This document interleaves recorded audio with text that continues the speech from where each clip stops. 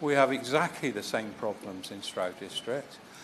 We are faced by the dilemma that for all the houses we would want to build, we have a huge number of extant planning permissions, over 5,000 now, with no ability to force recalcitrant developers or promoters or landowners, whoever they may be, to bring forward those sites, which is very depressing because we have an acute housing need.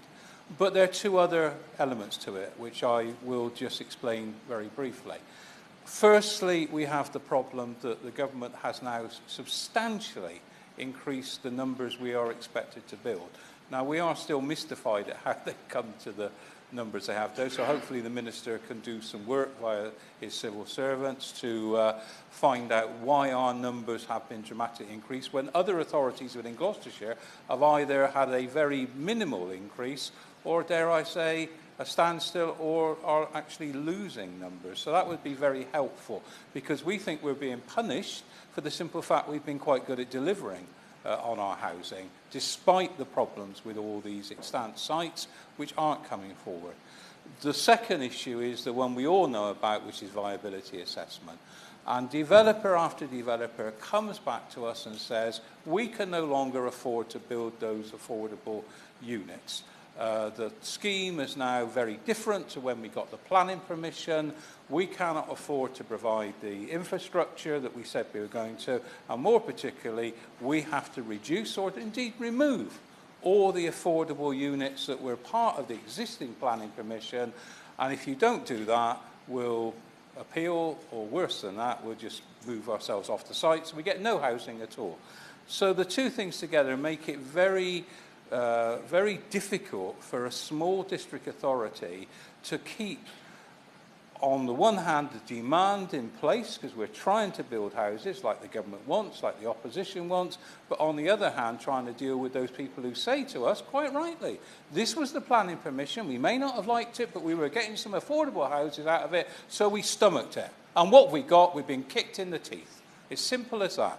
So parish councils that might have come forward for some innovative schemes, all they do is say, well, look at that parish council there, they got turned over big time. So why should we even consider this? So it's a totally negative, very adversarial, very difficult process and environment. I certainly give way to the honourable gentleman. He's making a powerful point.